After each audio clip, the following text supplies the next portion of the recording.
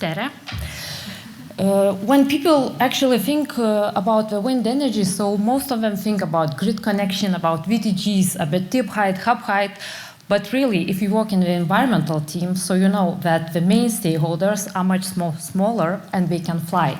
So now today I would like to present you consideration of species from AVA as a developer, Ignitis Renewables perspective. And my name is Lina Žibienė, I'm head of environmental and social compliance in Ignitis Renewables. Okay.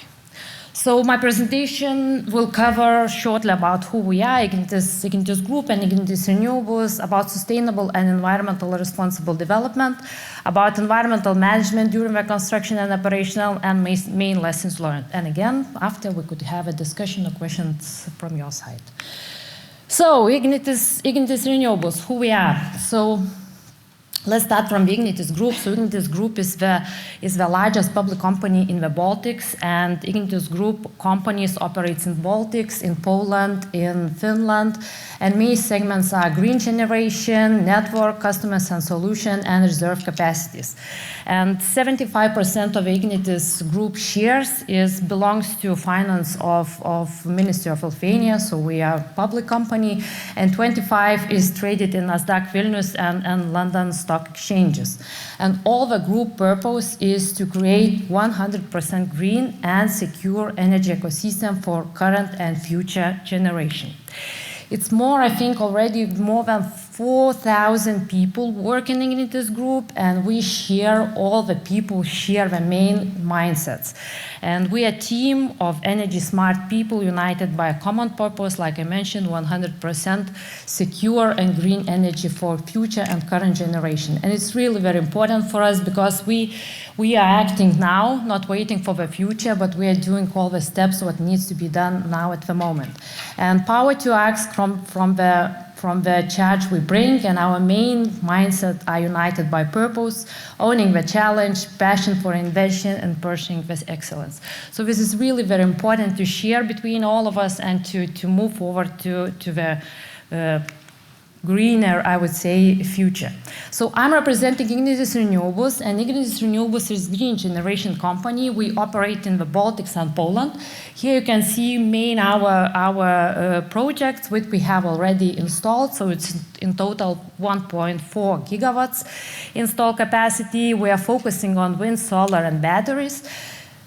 And now we have already 11 onshore wind farms. It's in total 720 megawatts. We have 5 solar projects. The biggest are in Latvia and smaller are in Poland and in Lithuania. And total is 435 megawatts.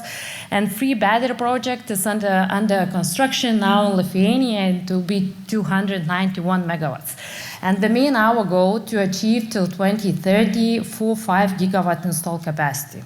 Challenging, I would say yes, but we have really a good, and it's already now more than 300 people team. Team is international. We have colleagues from Netherlands, we have colleagues from UK, Scotland, the ones who have already installed, developed, or already operated the green capacities. And it's really very important because we can share our knowledge, because in one country we have already developed, in another country we have already constructed, so know-how and lessons learned, it's really very important in our company. And again, some initiatives that we do, it's only not to align with the local regulation, but also to align with international requirements, which I will present a little bit later. And also here is mentioning about the numbers. Here is not development project. We have already a huge pipeline in all the countries that we operate for the development of the wind and the onshore, offshore, and solar and batteries. So, environmental, sustainable and environmental responsible development, how we see it. Renewable energy in harmony with nature. This is how we try to achieve and to do in all our projects, and science-based approach to protect and chase biodiversity. It's really very important. And we try to do it during all the stages. So it means planning, construction, and operational. Holistic life cycle approach, this is also very important. Experts collaboration, so we're trying in different locations, we're trying to work with the specific experts. specifically with a different expert. We collaborate during the planning stage if we do not have capability or knowledge to evaluate site or during the other processes. And biodiversity enhancement is also very important in our projects. A turbine may look the same. Just the turbine may look the same, but if you place it in a different environmental, again, the situation changes every, I don't know, maybe 1 kilometer. So how to achieve this renewable energy harmony with nature? Our practice shows that this is 3 main pillars. And I heard actually yesterday and today's presentation, location, location, location. So I think this is more or less related to that. So first of all, initial site assessment of environmental and survey and monitoring during the development are clear and consistent requirements. It means regulation. Here I have a timeline actually, which is I heard that we do not have processes in Lithuania, but unfortunately we do. And I really heard a lot of rumors that that you can just point it out in the Lithuanian map with your finger, and here you go, you can plan a VTG there. But reality is a little bit different. And yes, we have some advantages what's related with the territory planning.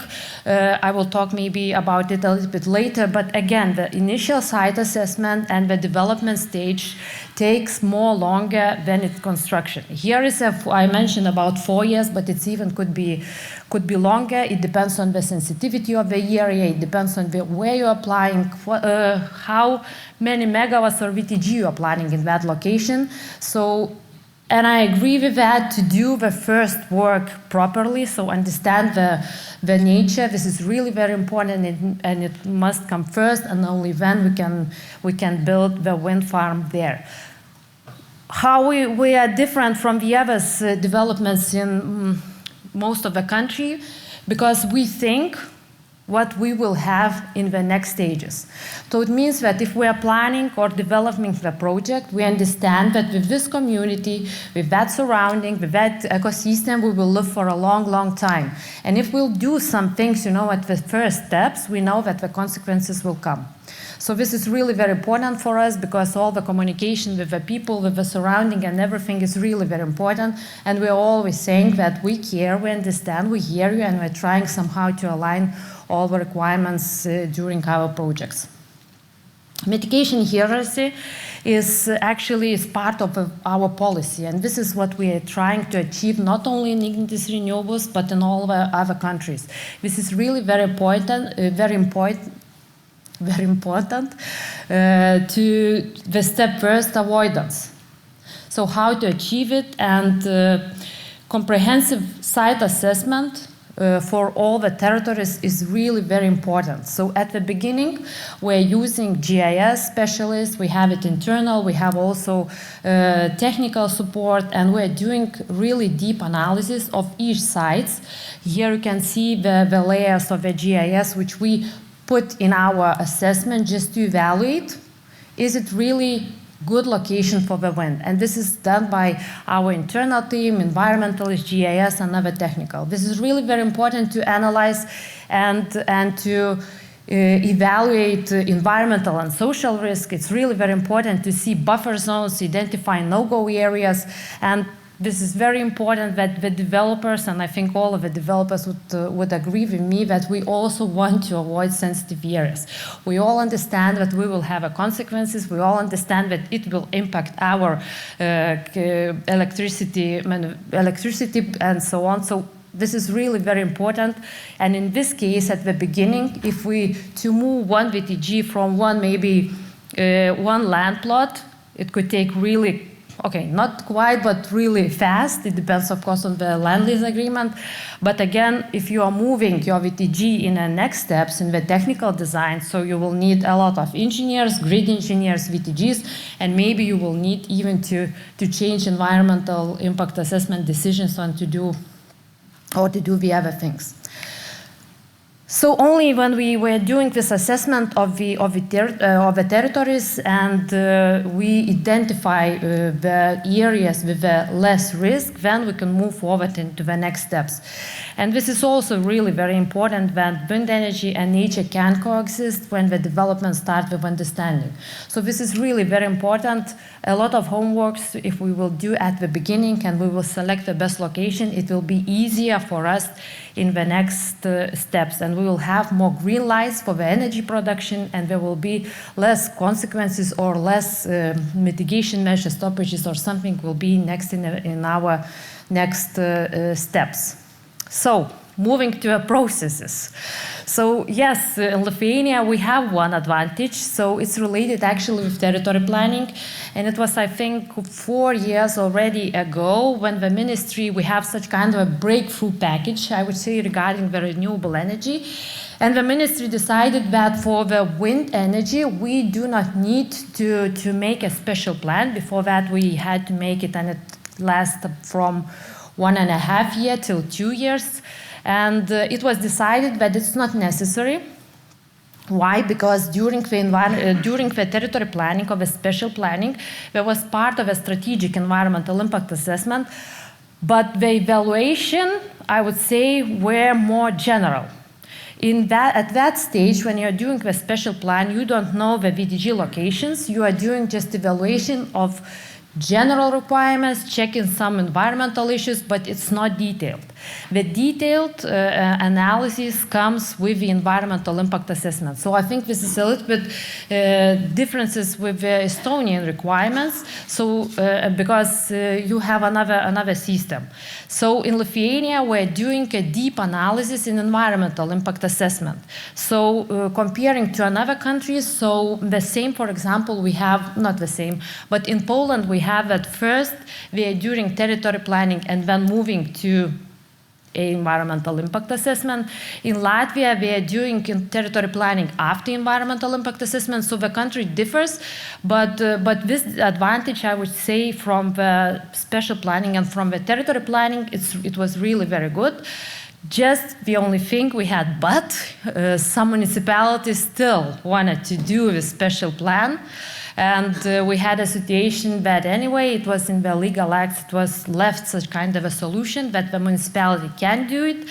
And we just, maybe, I cannot say that they don't want wind farms, maybe, but it was more time-consuming process, and we still decided to do this special plan. So environmental impact assessment is very detailed analysis, and what we do, so our bird expert Julius already talked about the surveys, what we are doing. So first of all, surveys and biodiversity surveys is really very important, and it takes about 1 year. The requirements of the assessment is also a little bit different in different countries, because, for example, regarding the birds and bats, regarding the bird surveys, so we have 2 kilometers from VTG, we need to do a surveys. In Latvia, it's already 3 kilometers. Nest identification, the same, migrator corridors mapping and bat acoustic monitoring, so it's in all the countries. Really very important to mention that in Lithuania and Poland, we cannot build wind farms in forest. So it's also another area where is forbidden to plan a VTGs, and we again, when we are talking about the bats, so we need to plan our VTGs not less than some 200, I think 200 meters from the forest. So again, so we are collecting all the information, collecting the surveys, and even in this period we are talking and negotiating with experts, with the birds and bats experts, and still we can move one VTG or the other just to go into less sensitive position from the bats. And when we're collecting all the information, so we are going into environmental impact assessment process, we're doing additional screenings, mitigation planning, social and landscape evaluation, and also what is also very interesting, that plants, fungus, and inventories is mandatory in Poland and Latvia. Lithuania, it's not. So this is also one good advantage for Lithuania. So the whole process take not less than 1.5 years. It could take 2 years even, because we have really strict requirements was related with the birds and bats, and our institution is looking very deeply into the surveys and just evaluating all the processes.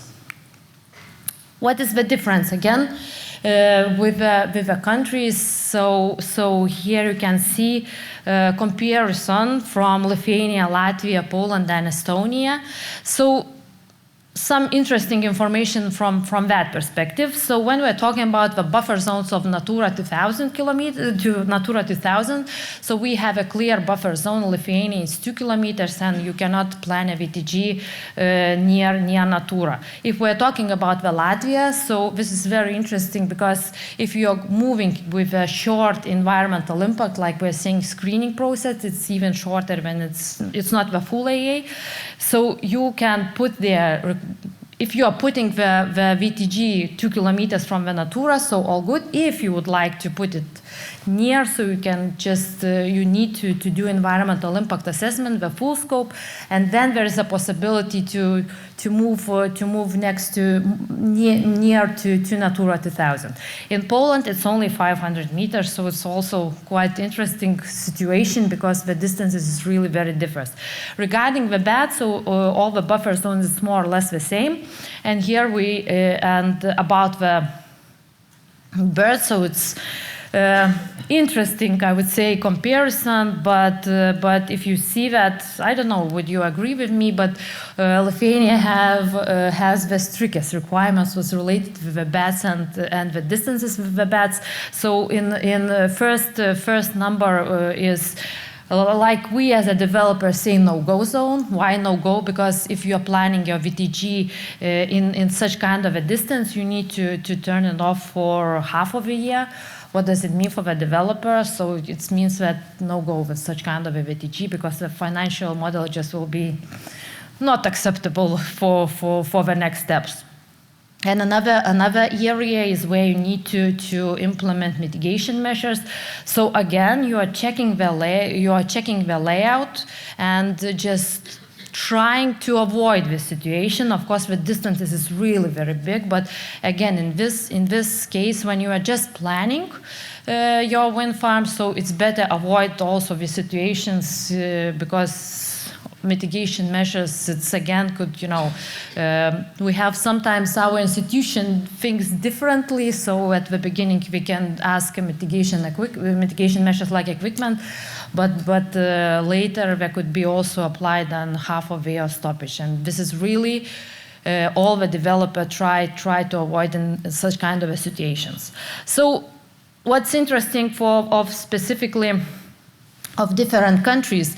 So Poland, for example, so we have, they do not have such kind of a regulation, buffer zones or regulation areas for no-go zones, but we have a Polish Bird Protection Society, and there is a list of recommendation species with this buffer zone. And there are 70 species in that list, which is really much less than we have in Lithuania. And also what is interesting that they have seasonal protection for some, they could apply seasonal protection for some of the species, and it could be about 500 meters, and it's also depending on the species and on the position of the birds experts.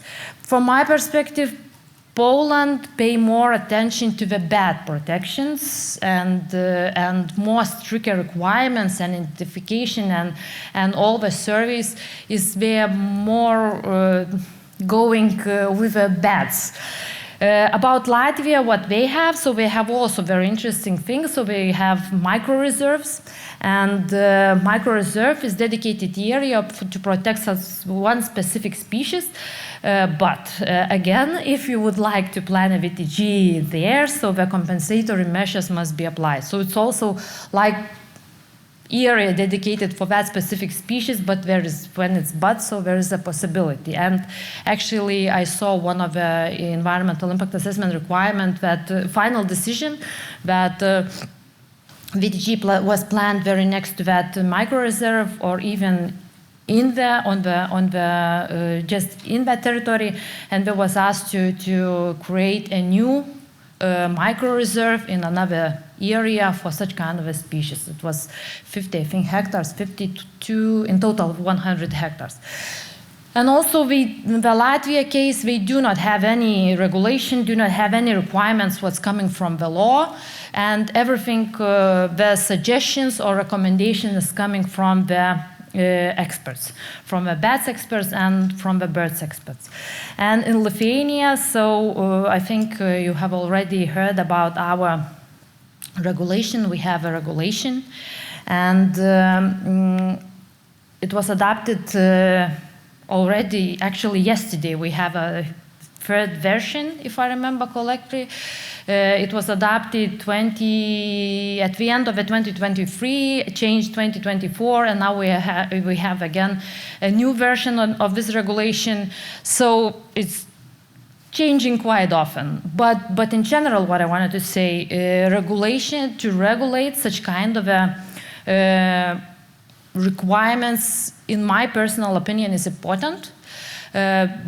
Why? Because we had actually such kind of a situation maybe 5 years ago when we just started to develop a project by ourselves, and we were procuring environmental impact assessment, which includes also birds and bats assessment. We did a procurement, which is me, I'm environmentalist, but I'm not the bird expert, so I cannot, evaluate is the scope of the survey enough or is it not. And what we got, so the surveys were done in, I would say, very minimal requirements. And when we came up and we came to this year when the regulation was already applied, we understood that the survey was done not in the scope what we expect. So as I mentioned, we have the developer which we work, from the beginning till the end. So if someone is not identifying the nest, so I'm not very glad, to find it out, I don't know, during the development, construction, or even operational stages.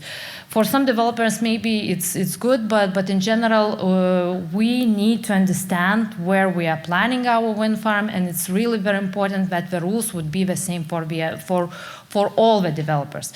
It's the same also with the final decision when this regulation was adopted. We understood that some of the environmental impact assessment final decision were made too optimistic, I would say, because we are also a big developer. Some companies are coming and wanted to sell their projects, and we see that it's really the situation where you need then to change to change even the layout in such kind of a situation, to plan additional mitigation measures, and this is really very difficult situation to have such kind of a decision at the latest stages. So the regulation is good, but it needs to be balanced and it needs to be applied in specific maybe stages or not for. Not for all. Moving forward to the environmental management during construction and operation. So this is really what I really want to, I'm really very glad that, again, our colleagues from UK just shared what they have in UK. So they have, like they called, environmental clerks of work. It's certified person. They have all the association and certified people who are doing audits or monitoring, so assessment during the construction. That means that the person, environmentalists, are going to sites and checking, is everything according to the environmental regulation? Is everything, maybe the contractors doing the work properly? It covers also waste management. So a lot of things was related with the environmental. And we have such kind of a team, environmental compliance team, and they are going to sites, checking everything. Now we had really big construction works for our solar. They're checking, the ramps for the animals. They're checking, did they properly constructed the fence, because the fence needs to be above from the ground. So this is also very, I think, important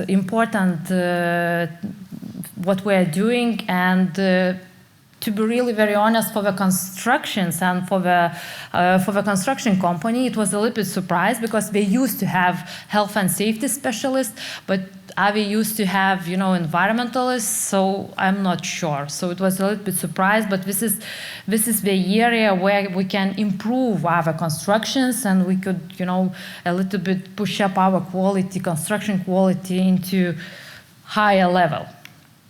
About best protection system in wind farms, so I think it's already a lot of talks we're here already, and we have equipment suppliers here. But the main message here from my side, so all this is really very important, and I think it really helps to support the safe expansion of wind energy in all the countries. It's really helpful. It really helps. I remember when we were searching information about the system, I don't know, 4 years ago, so a couple of companies were talking about, when they can identify small bird or big bird. Now we're talking about species identification.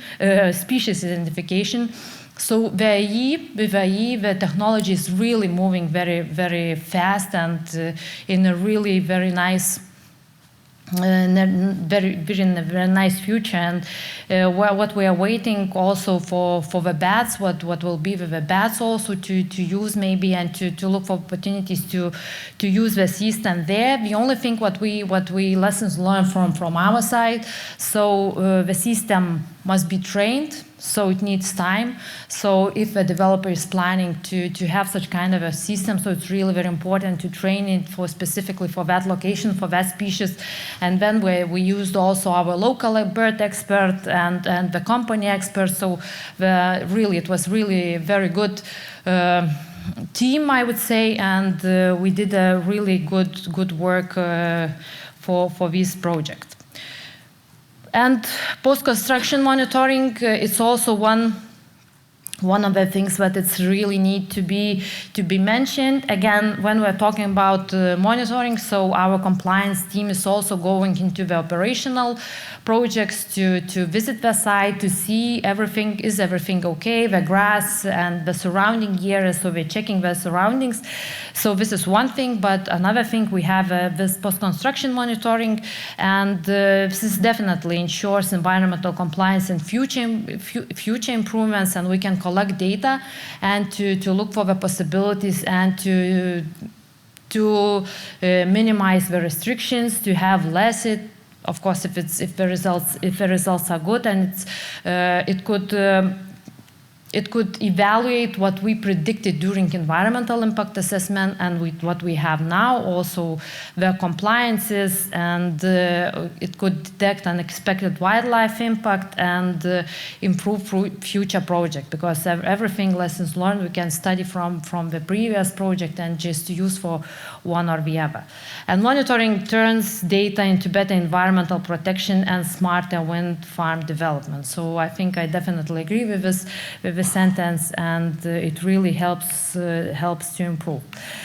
And main lesson learned. So I would say there are two components. So it's regulation and the development.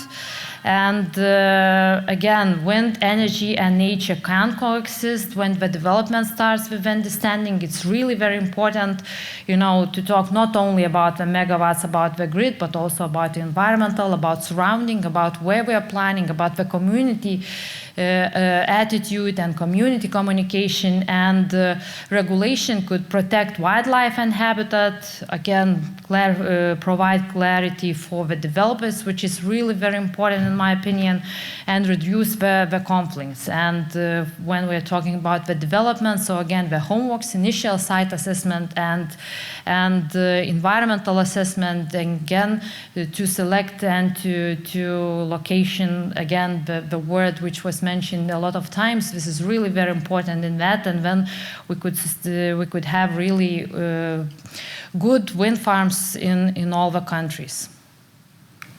So I was faster, actually. Thank you very much. Thank you for your input. It was very thorough. So let's have the questions from the audience. So have Lithuania and Latvia set renewable energy targets such that the required number of wind turbines would be known? Specific.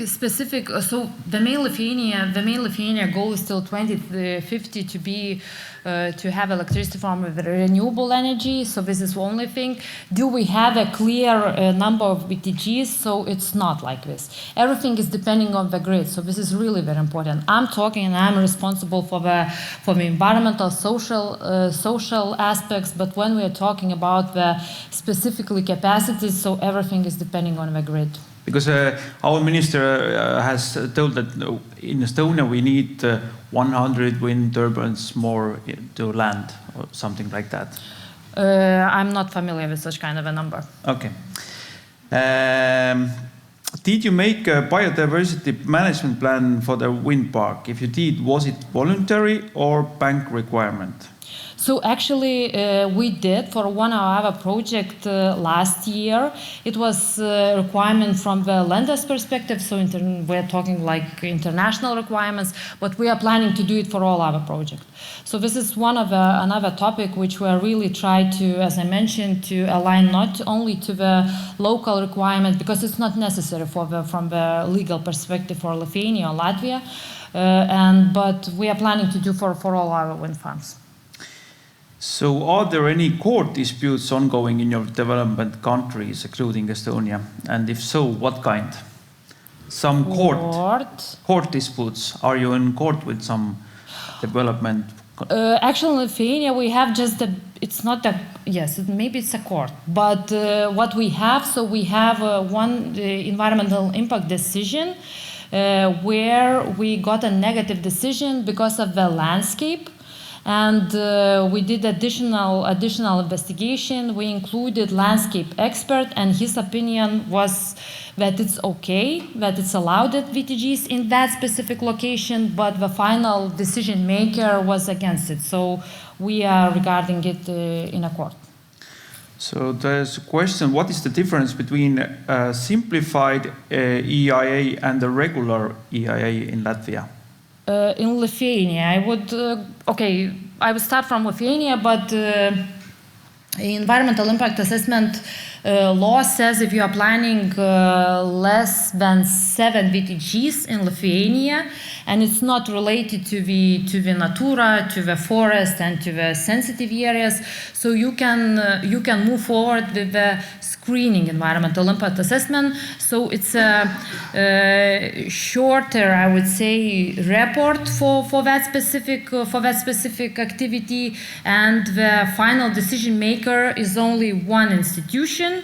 They are sharing with another institutions your report, but they are making the final decision, and it's shorter, looking into the process perspective, and there is no necessity to do public meetings. If you are planning more than 7 VTGs in that location, so it means that you need to go with full environmental impact assessment. It's the same in Latvia, actually. There is if you are not planning your wind farm next to the sensitive areas, also micro reserves, I think it need to be evaluated. But then you can go with that, like we call it, short procedure. But in Latvia, last year, we did in parallel 2 full environmental impact assessment and 1 that we call short environmental impact screening process, and it was one final. The short we got 1 month earlier final decision. So, is it really short one? Do you also have any offshore wind farm plans in Baltics, or is onshore more reasonable? Offshore, we have actually, we have a winner of one of the auction in Lithuania, so we are in environmental impact assessment process now, actually already final stages of the offshore, and we're also in Estonia in one of the 2 of the sites actually in environmental impact decision also process. What are the experiences of the Egis Group in changing operating permits due to follow-up monitoring? Actually, we just talked, for example, month ago, we got a final decision in Poland. We had in our operational park, we had environmental impact decision with a specific amount of megawatts, and we wanted to increase it. And again, megawatts, it's related with the noise also, so we did a short procedure to change the regulation, to change the final decision, and we got approval a month ago, I think, and this is how we're doing with presenting additional information, doing that short procedure, and we succeeded to change it. What mitigation and compensation measures have had to be implemented in the wind farms? It depends on the wind farm. If your wind farm is somewhere, you know, not impacting wildlife, people, and so on, so there shouldn't be any mitigation measures. So it depends on the location where you are planning, and it depends on the institution which giving you the final decision of the EAA. I think we have run out of questions now. So thank you very much. Round of applause.